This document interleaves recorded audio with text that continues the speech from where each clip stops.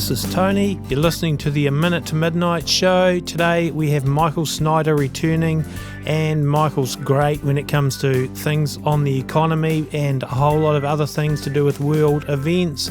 And we cover a lot of ground in this show about the economy and also about the state of Israel and the potential dividing of Israel and Jerusalem. Fascinating interview. Stay tuned. I'm sure you'll enjoy it. I'm pleased to have Michael Snyder back on the A Minute to Midnight show. It's been a few months since we last had Michael on the show, so welcome back. It's great to be back with you, Tony. Thank you for having me on today. It's always a pleasure, and we look forward to it. And I know when I tell people that you're coming on the show, I get a bit of excitement from people going, "Oh, great, that's awesome." So yeah, I've been looking forward to it, and there's loads of stuff we can talk about. But firstly, I thought I'd like to ask you, if we look at the global financial markets at the moment, what's happening and how significant was the Italian referendum on constitutional reforms that we've just seen over the weekend? What does it mean for the euro, the stock markets, and the banking sector?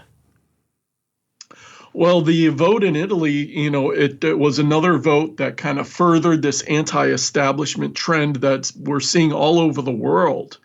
And, at the heart of it, it was just about some constitutional reforms, probably not that huge of a deal. But what made it significant is the current Italian government based their future on the result of the referendum. In fact, the prime minister said he would resign if it didn't go his way. And so that gave a lot of fuel to the opposition. So it became about the current Italian government. They're pro-Europe, pro-Eurozone, and the opposition led by the Five-Star Movement, comedian Beppe Grillo, and they want to take Italy out of the euro and out of the European Union altogether eventually. And so that was really kind of, what the vote was about. And it was overwhelmingly against the referendum. That when all the votes are counted, it's going to be somewhere around 60% of Italians voted no. And so what that does, it sends a huge message to basically the European elite saying Italy, is rejecting the kind of the European system. And so this is going to cause some problems. Number one, well, when the election results were announced last night, the euro started tumbling dramatically. It's bounced back since then, but expect to see the euro go down in the weeks and months ahead. It wasn't too long ago in 2014 when it took almost $1.40 to get 1 euro. Now we're down to about $1.05. And I'm expecting it to continue to fall. And in fact, I expect the euro and US dollar to, in the not too far distant future, get to parity. In other words, a euro and the US dollar will be the same value. So look for more problems with the euro, number one. Number two, we need to watch Italian government bonds because already, they've been spiking in terms of the interest rates in anticipation that the vote would go this way. And look for those rates to go even higher, which means it's going to be more expensive for the Italian government to borrow money. And they've already got huge financial problems. And then in the Italian economy, it's going to be more expensive for regular Italians to borrow money, slow the Italian economy down even more, and just accelerate the economic crisis in Italy. Why is Italy important? Well, if you remember Greece and all the problems they caused, Greece is the 44th largest economy in the world. Italy is the 8th largest economy in the world. So very, very significant. But even more important than those factors are the Italian banks. Where already there's 8, mid-sized to large Italian banks that are on the verge of failing right now. And then a whole bunch of others are in tremendous amount of trouble because of NPLs, non-performing loans. Italian banks that their banking system is a complete and total mess. And the thing is, Italians want to get out of Europe, but without the help of Europe, Italy's banking system would have already collapsed by now. But they've got a massive banking crisis, and now this vote has thrown the future of any type of rescue or any plan for these banks into doubt. So there's huge problems with Italian banks, which could bleed over to the rest of the continent because all these banks and financial institutions are interlinked. So I believe we're seeing the potential of a major financial crisis in Europe, even far beyond what we've already seen with Greece and some of the other nations. But this is Italy. This is the 8th largest economy in the world, and financial markets seem to be taking things somewhat in stride today, after some initial panicking. But as the days and weeks and months ahead play out, things in Europe could very rapidly go from bad to worse. What's happening with the British and the pound? How's that performing? Well, in the things have stabilized since initially we had seen, the British pound. When there was the Brexit vote, there was immediately a lot of volatility in the financial markets, and the British pound was really suffering. And since that time, actually, it's gone down even more. Right now, the Great British Pound, U.S. dollar, is sitting about 127, and so that's way down from where it used to be. And now, as we move forward, and the UK formally starts to move out of the European Union and decouples, and that's going to cause problems and more problems for the European Union. And so we'll want to keep watching for that. But and that's a concern. And wherever you look, pretty much the U.S. dollar is strengthening. Ever since Donald Trump was elected, the dollar's been strengthening. And people might think, well, that's good for the United States. But for the United States, that makes it tough because it makes it harder to export our goods and services because they're more expensive to the rest of the world. And then the rest of the world has been, in terms of funding their growth, and especially in developing countries, emerging economies such as Brazil, where during the boom times they borrowed lots and lots of cheap dollars. Now that the dollar is going up, they have to pay those loans back in more expensive dollars relative to their own currency. So what it does, a surging U.S. dollar puts a damper on the rest of the planet in terms of economic growth, paying back debts, all kinds of things. So the dollar going up is not really good news for the U.S. economy. I mean, for the world economy, because for the world economy to boom, they tend to boom when dollars are cheap and you can borrow them at very low interest rates. But now all that is shifting, and so it's actually a troubling sign as we move into 2017. Okay, another thing I see, is what's been happening in India, where they've basically banned a lot of cash and taken all the big notes out of the system, to basically force people into paying taxes and whatnot, and use the excuse that only, criminals use cash, sort of thing. But one thing I noticed, 2015 Economist magazine, the front cover had a picture of Indian Prime Minister Modi with his arm outstretched, and he was wearing gold arm, and fleeing out from underneath his arm was a piggy bank. And to me, that's like, saying that they had this planned more than 2 years ago.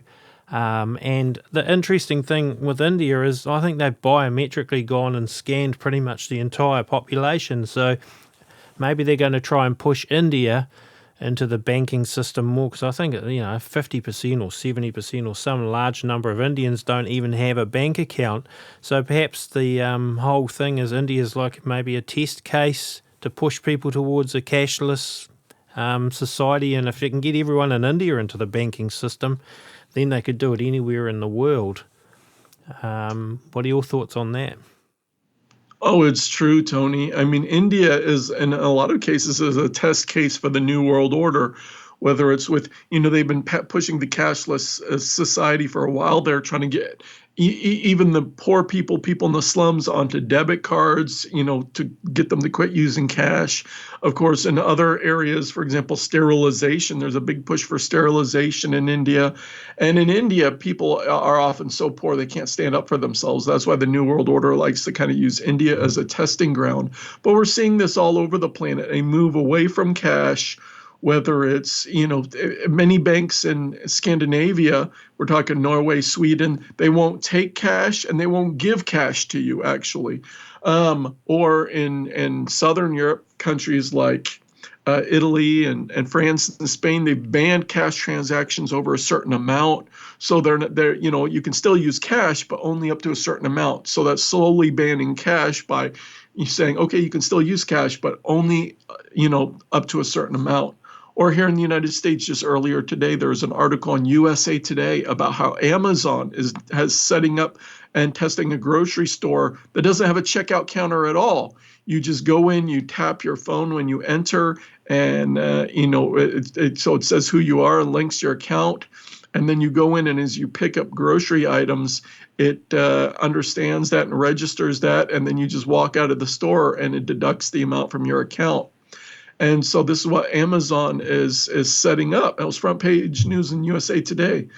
So all over the world, we're seeing the move toward a cashless society, and governments want to get rid of cash because they can't track it, they can't trace it, they can't see what's happening with it as easily as other forms of payment. So they want everything to go electronic.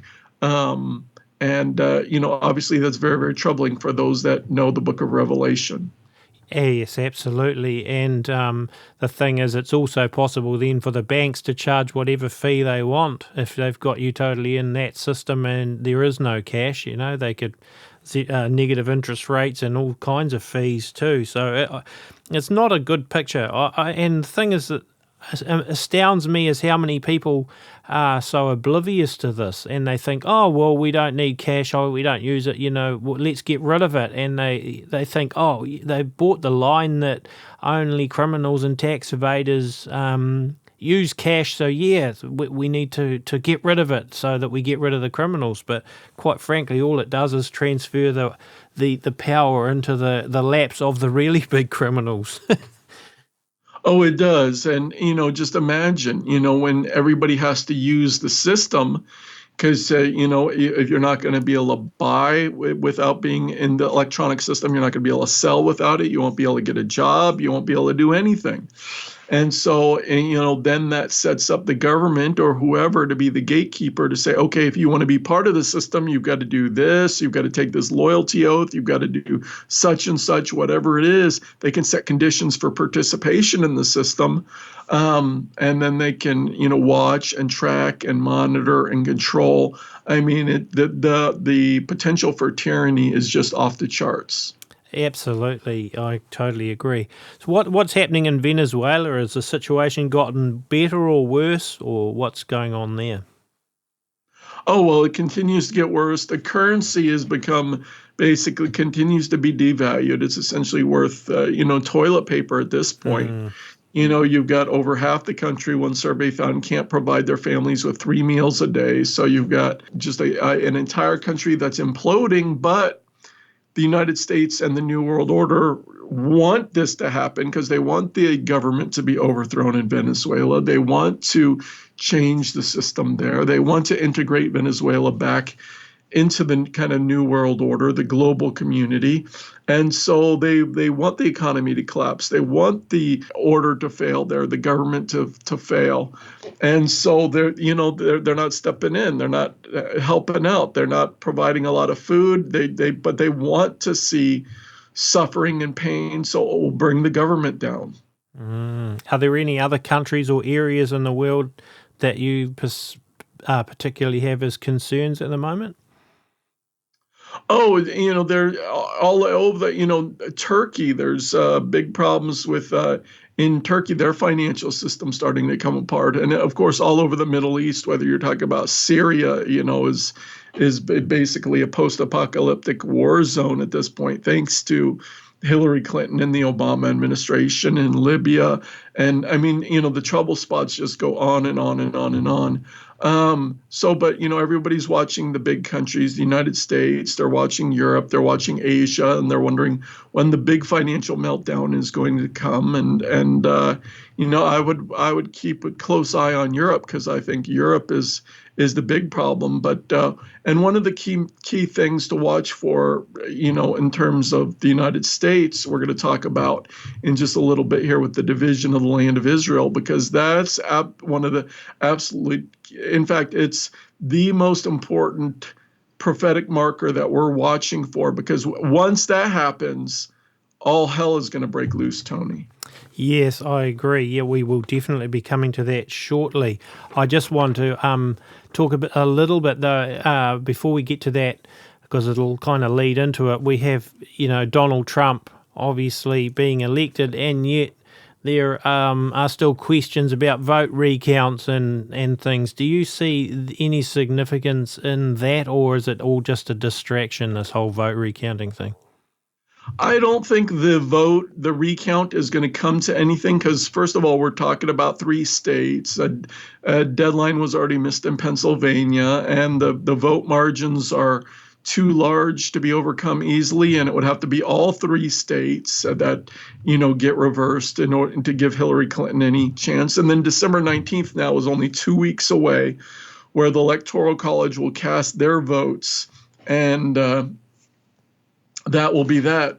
So and of course there's also buzz that the people are trying to rally the electors who are supposed to vote for Donald Trump to not vote for him. And they're saying if they could get enough of those electors to flip, that they could try to do something, whether flip it to Hillary Clinton or put those votes toward another candidate. Today there was a report that they want to move some of those electoral votes to John Kasich and then throw it into the House of Representatives. But I don't expect any of those measures to work. I believe Donald Trump will be elected on December 19th at the Electoral College, that he will be our next president.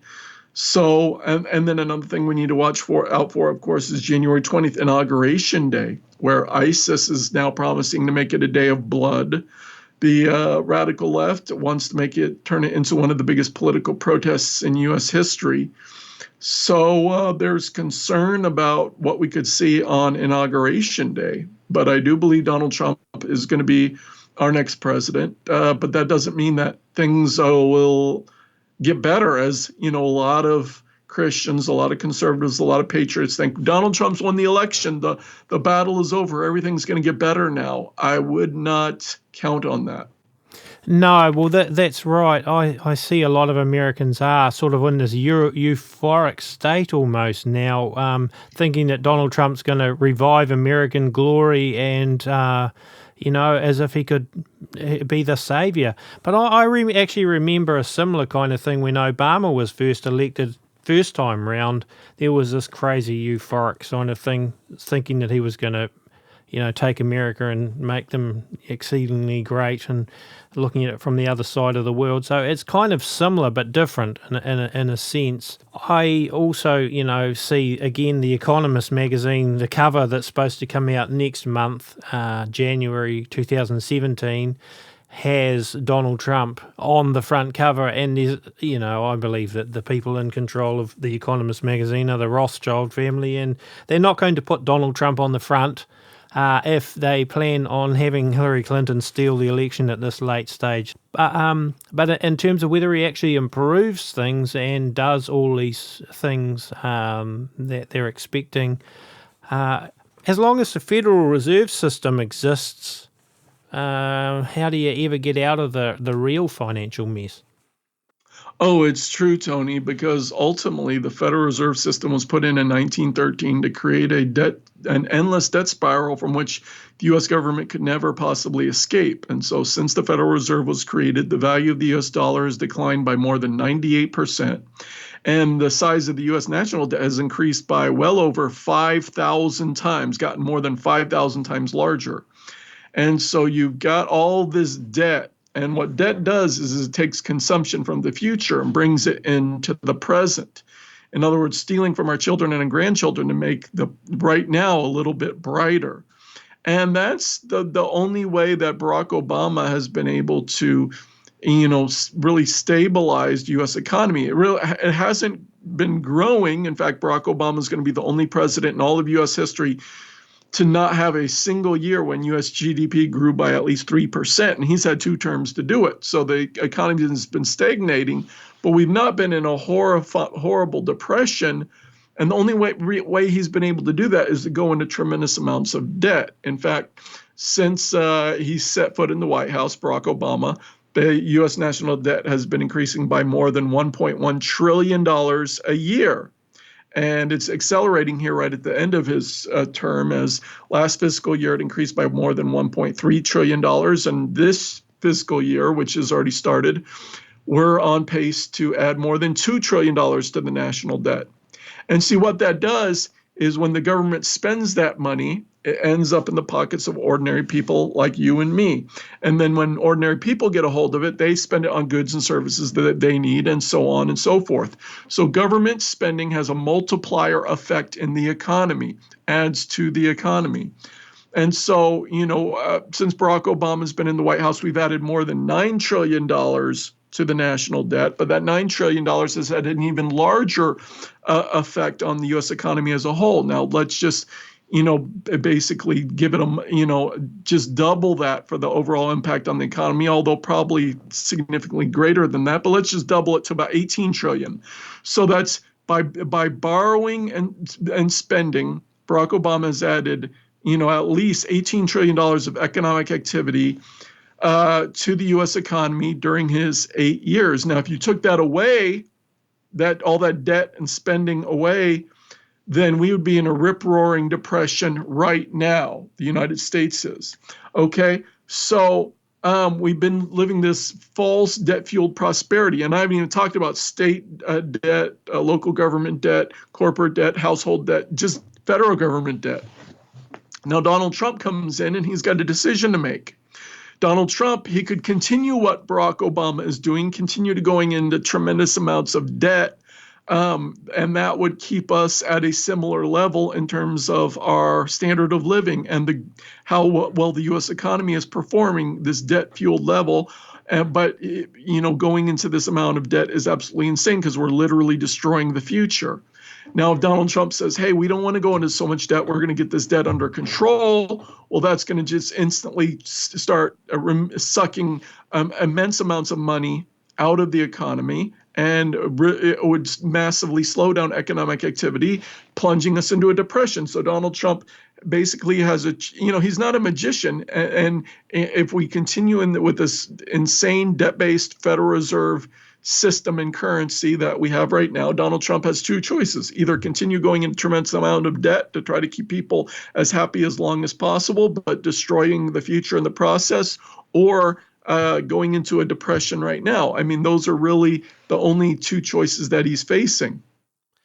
Yeah, and the Federal Reserve System, let's face it, it was set up to fail, I believe, to set up to ultimately anyone that can do the maths means that you constantly borrowing at debt. Eventually it gets to the point where the debt is so big it can't be paid back. So they've kind of, the globalists in a sense, have got us all tied up through that system. So I don't really see how Trump can change that one way or another. It's not a good picture. And then looking at all the other aspects of the world economy that you've mentioned before, it's like, to me, it's like all dovetailing to some point where there's a point of no return. And the whole idea is they want to crash the system and to bring in a new system at some point. That's always been the plan, I believe, right from the word go. But going to Donald Trump on another aspect, what about his policy towards Israel, and who has he selected or is selecting in his administration that could cause problems, or are we going to have some problems even before Trump is inaugurated when it comes to Israel and US relations? Well, Donald Trump has come out in terms of Israel. He did say something troubling in that Donald Trump has said that he would like to, kind of bring the Israelis and the Palestinians together for the ultimate deal, for the good of humanity, is what he says, Mm. and basically, get them to agree to divide the land into two states, a two-state solution, and that's what he'd like to see in the Middle East. Now, if he keeps his promises during the campaign, that's not going to happen because Donald Trump is promising to move the U.S. embassy to Jerusalem, which would which would the Palestinians, that would really upset them. So that would eliminate any chance of a deal there. And Donald Trump has talked about how Jerusalem, it will be the undivided city of Jerusalem will belong to Israel forever. And the Palestinians are not going to accept any deal that does not include East Jerusalem. So, the odds of any type of deal actually happening under Donald Trump are extremely low. And see, the Obama administration knows this, Tony, and so the Obama administration, Barack Obama has been talking about the importance of a Palestinian state for a very long time. And he tried to get something to happen through negotiations, and nothing happened. The negotiations have totally broken down. And so at this point, if Barack Obama wanted to leave a legacy in the Middle East, there is only one opportunity to do that, and that's at the United Nations. And of course, Barack Obama is still president.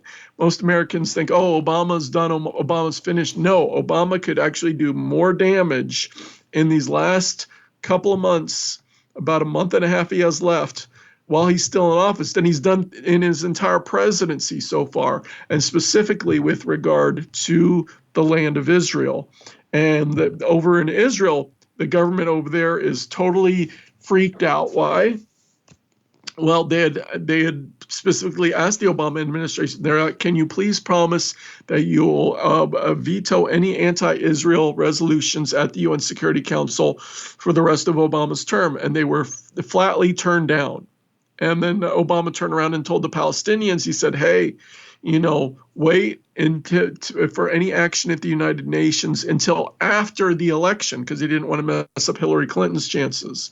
So, this period of time now that the election is over, leading up to January 20th, Obama's last day in office, there is the potential for something to happen at the United Nations, specifically the UN Security Council. Now, Tony, let's go back to September 2015. If you remember, there was more buzz about that month than perhaps any month we've ever seen. Yeah. We had the blood moons. We had the end of the Shemitah year. The Pope was coming to the United States. But something that was even more important was that at that time, France had a UN Security Council resolution all ready to go, and that they were going to introduce that would have permanently divided the land of Israel into two states, formally recognized a Palestinian state at the UN Security Council for the very first time, and given them East Jerusalem as their capital. And so that was all ready to go, and the rest of the UN Security Council was all set to vote for it. The only thing that stood in the way,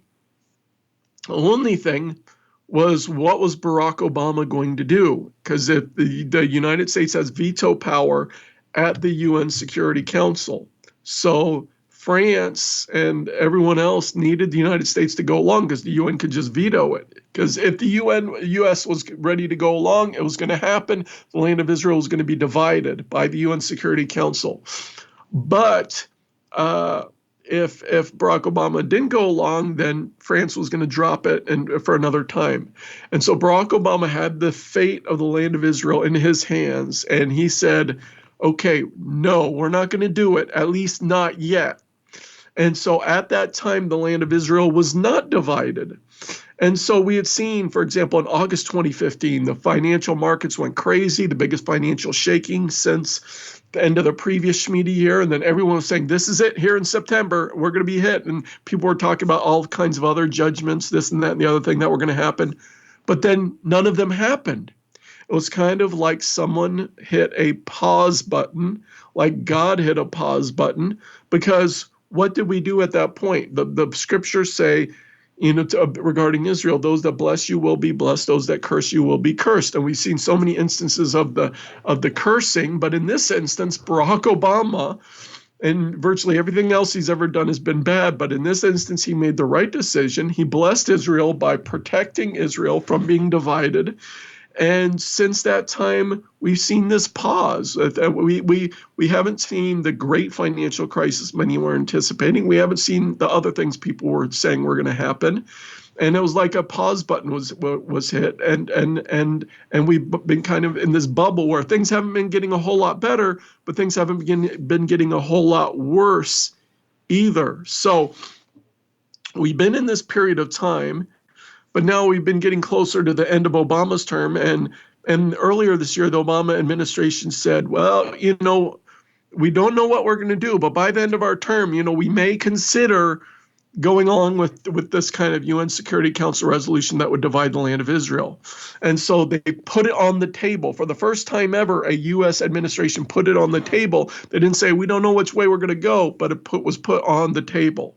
And now here, within just a couple recent months, we're starting to see a lot of buzz around this. In fact, former UN ambassador John Bolton, who is being considered by Donald Trump for Secretary of State, he came out and said, hey, he said this in a radio interview. He said, there's all kind of speculation over at UN headquarters about this kind of resolution, a resolution which would set the parameters for a Palestinian state and that would permanently divide the land of Israel. And now, what people need to understand, Tony, is that a UN Security Council resolution would be legally binding on the parties, legally binding on Israel, legally binding on the Palestinians. Unlike normal UN General Assembly resolutions, which are not legally binding. In fact, just a few days ago, on last Wednesday, the UN General Assembly, not the Security Council, but the UN General Assembly, which, remember, their resolutions are not legally binding, but the UN General Assembly passed 6 significant anti-Israel resolutions. One resolution called for a final peace settlement between the Israelis and Palestinians, which would divide the land of Israel into 2 states.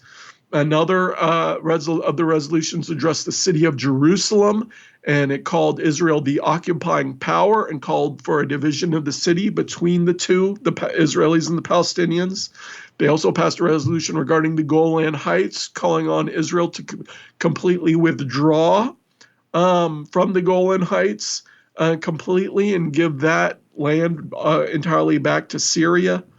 And all these resolutions were passed by just giant votes. For example, the one regarding Palestine, the vote was 153 in favor, only 7 against. But these were General Assembly resolutions, Tony, so they're not legally binding, unlike the UN Security Council. But Tony, yes, well, that's actually, sorry to interrupt, that's actually a really important distinction that I think people don't understand and don't get. They saw that and thought, oh, these 6 resolutions are going to be binding, but those 6 resolutions didn't even make it into the news in Israel. I think the people there are now so used to seeing these kind of toothless UN resolutions that for them it's just business as usual. And yet on social media we've seen an explosion of worry that it's significant and that, they'll now proceed to divide Israel and Jerusalem. But we've seen all that before. So you've just clarified the difference, and I think that's a huge clarification. Yeah, although what this shows is, Tony, that the rest of the world overwhelmingly is in favor of dividing the land of Israel. For example, the resolution about the question of Palestine, about the pushing for a 2-state solution, the vote was 153 in favor and 7 against. Yeah. So virtually the whole world wants to divide the land of Israel. They're putting a tremendous amount of pressure on Barack Obama to do this.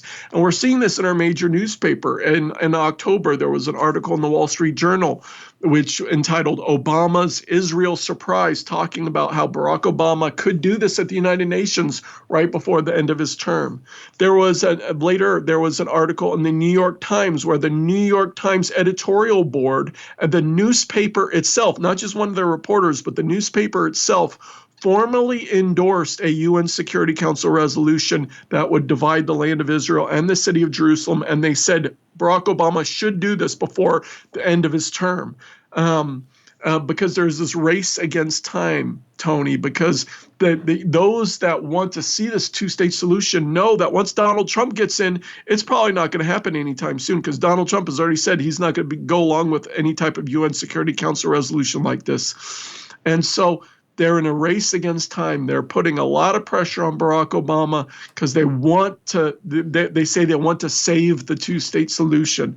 This is the last chance. There's all this hype. There's all this expectation. And in fact, just not too long ago, just a couple weeks ago, now Jimmy Carter, he's ex-President Jimmy Carter, our oldest living president, wrote an editorial for the New York Times where he publicly called for this kind of resolution, this type of UN Security Council resolution. And, he was the one that negotiated peace between Israel and Egypt back in the 1970s.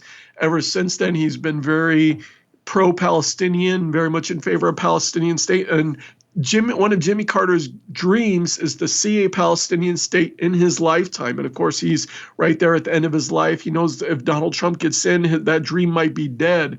So in the New York Times, he published an editorial calling on Barack Obama, saying, you need to do this before the end of your term.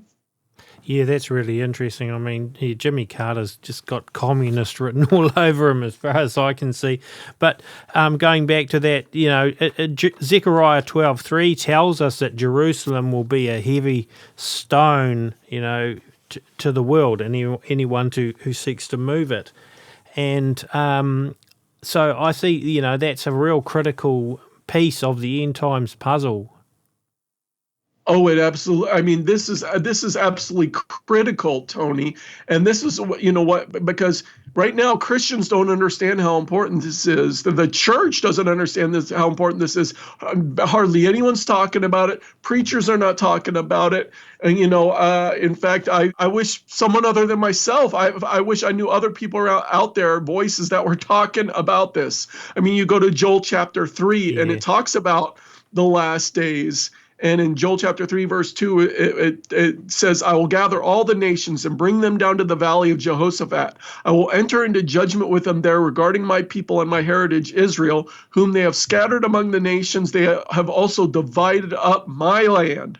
As ultimately, it's the land of Israel, but ultimately the ownership of it belongs to God. It's his land. And the rest of the world is intent on dividing up his land. And now, Tony, let me, for those in your audience who don't understand the implications of this, why is Michael Snyder so freaked out about this UN Security Council resolution, what Obama might do, what we might see? The reason is this.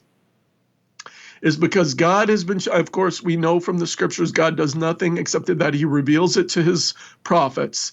And for decades, men and women of God all over the world have been shown that in the future there will be a Palestinian state. The land of Israel will be divided. And what comes after that is judgment. And what we've seen for decades, of course, is there's a pattern. Whenever we do something moving toward dividing the land of Israel, there's an immediate judgment. For example, the very first peace conference held under George Bush Sr., the Madrid Peace Conference, what that resulted in the perfect storm, where three huge storms came together, produced a giant 1,000-year storm. It actually went 1,000 miles the wrong direction. A retrograde storm slammed right into George Bush Sr.'s home on the coast of Maine. So while he was in Madrid giving a speech talking about how Israel needed to give up land for peace, his home was being destroyed there on the coast of Maine. The perfect storm, they made a big Hollywood movie out of that. Or you look later under George W. Bush, the second George Bush, when they pulled he convinced Israel to pull the settlers out of Gaza, turn it completely over to the Palestinians. Well, the day the last settlers left Gaza was when Hurricane Katrina formed and slammed into New Orleans, became the costliest natural disaster in U.S. history. And there's been dozens of these instances which we've seen throughout the years when we do something against Israel. Well, like I said, Israel, those that curse Israel will be cursed. And we've seen this time and time again, where we've done something and then there's been an immediate judgment. Well, if we formally divide the land of Israel at the United Nations, recognize a Palestinian state, and divide Jerusalem, giving East Jerusalem to the Palestinians at the UN Security Council, it would be the biggest betrayal of Israel of all time, the biggest one of all. And so we should expect the biggest judgment. And Tony, my wife, and I, Miranda, have been studying these prophecies, what men and women of God all over the world with long track records have been shown for decades. And what they've been shown over and over again is that when we divide the land of Israel, our land will be divided.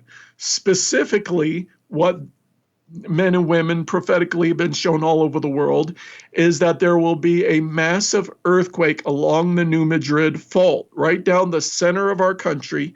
And most people don't realize some of the biggest earthquakes in all of U.S. history happen along the New Madrid fault in the early 1800s. There's a deep scar under the earth there, under the ground there, because of the shifting of the continents and how that happened back in ancient times. But there's a massive scar underneath the New Madrid fault area, and a giant earthquake there would do damage.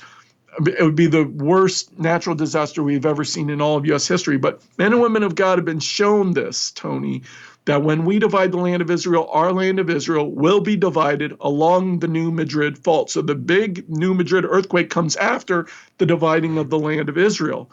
Something else that comes after the dividing of the land of Israel is the giant East Coast tsunami.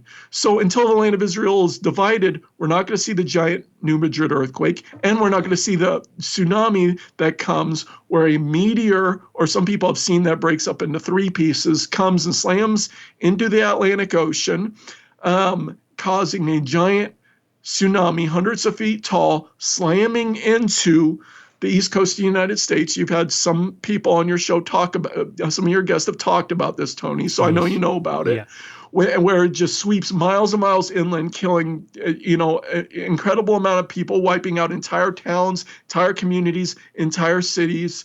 It would be unlike anything the tsunami we saw in Japan back in 2011 would be child's play compared to that's what's coming. But that has to wait until we divide the land of Israel. Dividing the land of Israel comes first. Then there is a giant war in the Middle East. And where Israel, with the Palestinians and the other Arab nations surrounding Israel, attack and invade and try to destroy Israel. And it's going to be the biggest war we've ever seen in the Middle East. Horrible, bloody. That's the bad news. The good news is that Israel is going to ultimately win and get back much more of her land. But the bad news is it's going to be a horrible war. But that comes after the dividing of the land of Israel. And so essentially what I'm telling your audience is the most important prophetic marker that we're watching for beyond anything else is the dividing of the land of Israel. After that happens, we're going to see the perfect storm that John Paul Jackson and others warned about. We're going to see the great New Madrid earthquake. We're going to see the East Coast tsunami. We're going to see economic collapse. We're going to see war in the Middle East and eventually World War III, because, after the war in the Middle East eventually comes the attack by Russia, the United States in military conflict with Russia and China, which we lose.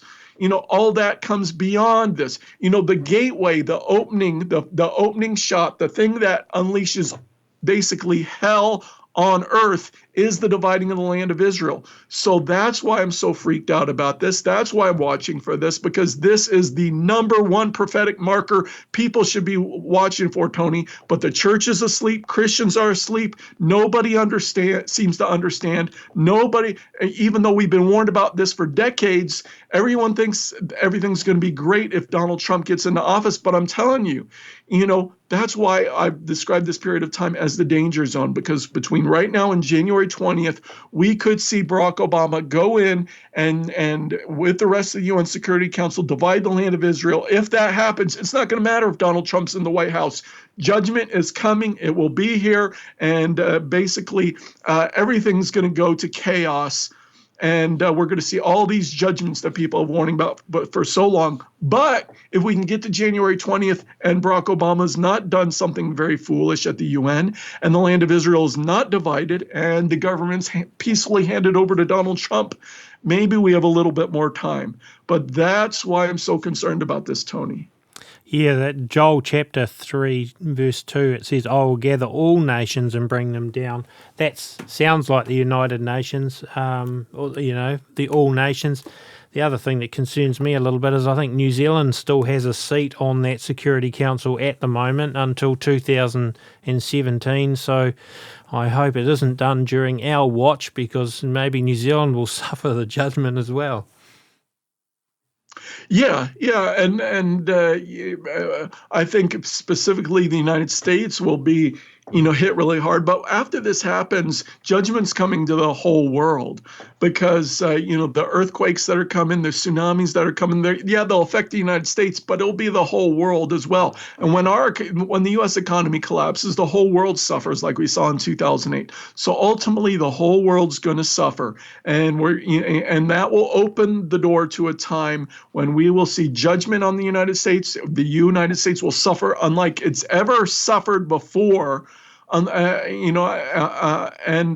whole world will suffer, but it will lead up to ultimately the fall of the United States, the rise of the one world government, which leads to the rise of the Antichrist, the book of Revelation, all the things leading up to the return of our Lord and Savior Jesus Christ. But, the thing that we're watching for, which is going to kind of unleash everything, is the dividing of the land of Israel. So that's why this is so critically important that we watch for this. That's why I've been writing about it over and over and over again in recent weeks, because ultimately, the way this goes, it's more important than whether Trump or Hillary Clinton won the election. This decision is far more important. So let us pray that Barack Obama makes the right decision. Yes, or even if Barack Obama doesn't, and you've mentioned earlier that Donald Trump has also said some worrying things, and so it could get pushed back into his time as president and still be done.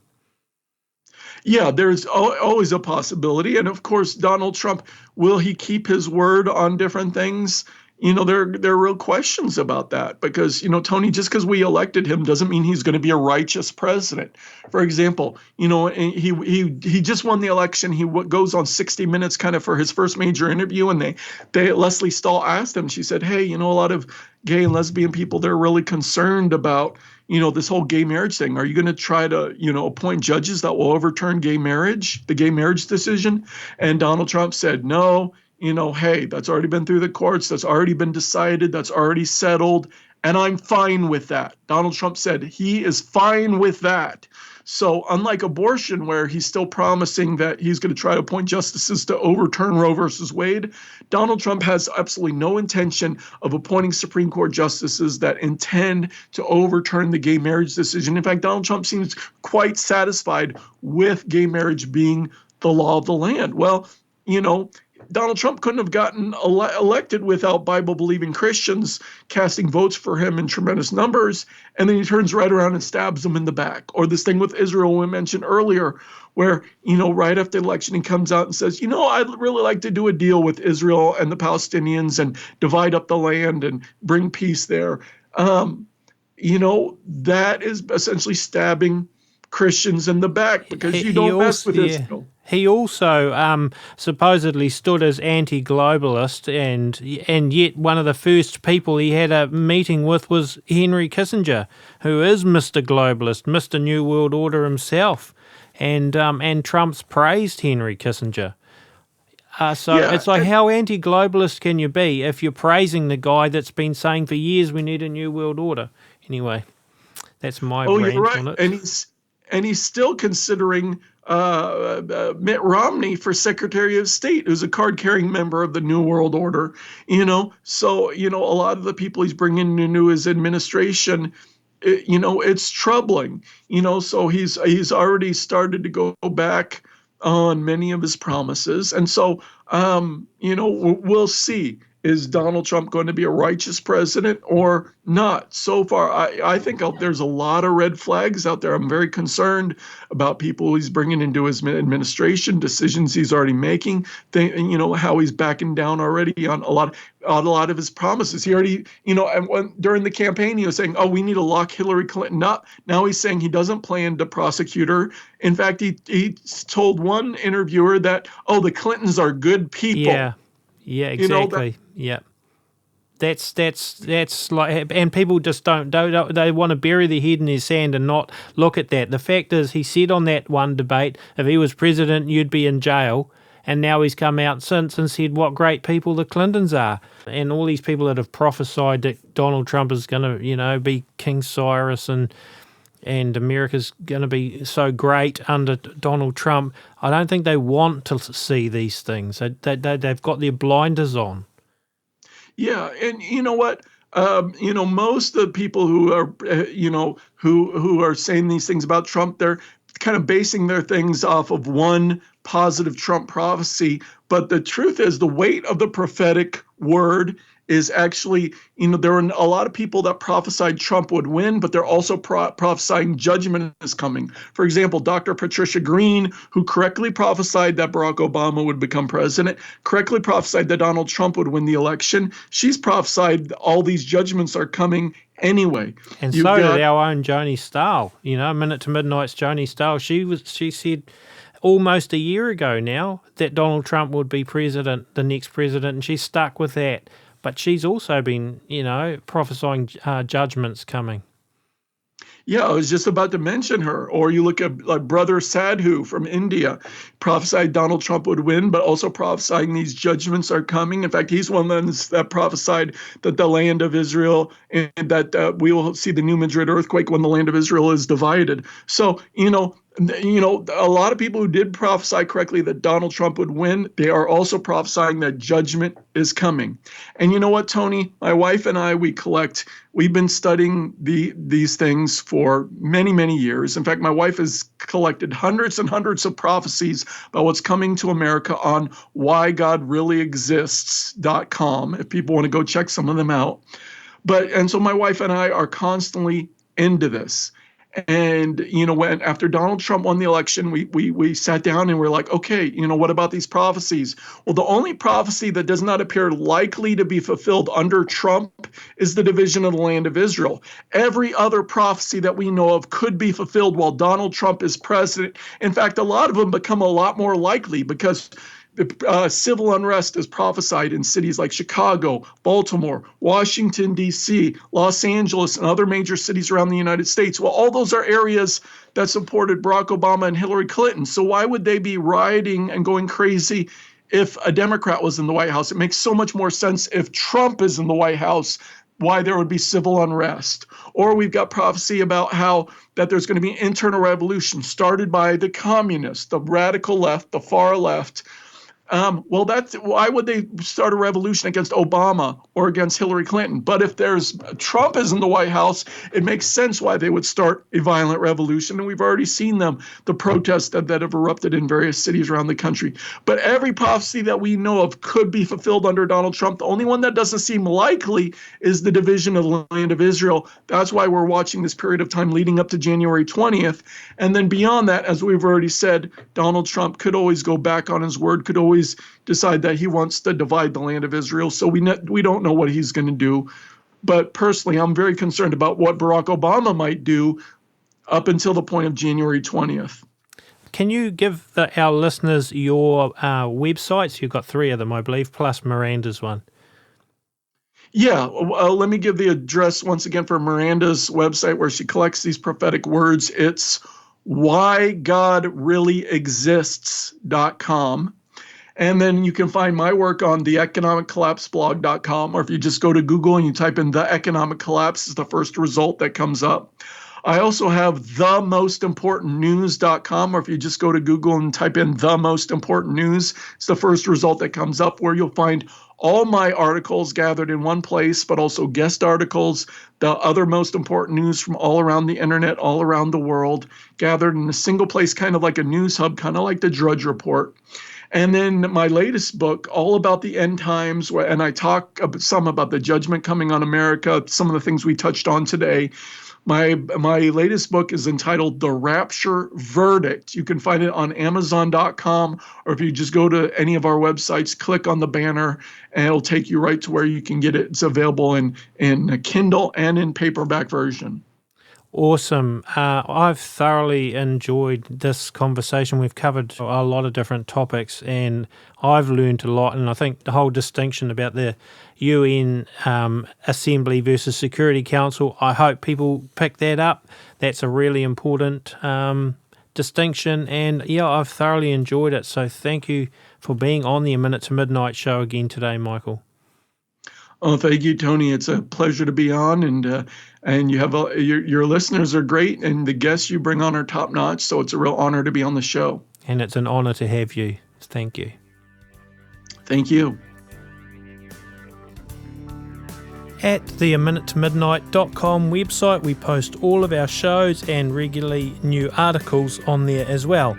We have a donation button on the website. We really appreciate the people that help us. We keep this show running and the website and the articles running on donations. So thank you to the people that do help us out that way. I write, record and play all the music for our shows. So you can find my music, royalty-free production music and sound effects at rockshawsounds.com, and there's a link to that on the A Minute to Midnight website. And we have a Facebook group, A Minute to Midnight Facebook group, which you're welcome to join as well. Well, that's about it for today's show. Catch you in the next episode. Hope you enjoyed today's one as much as I did.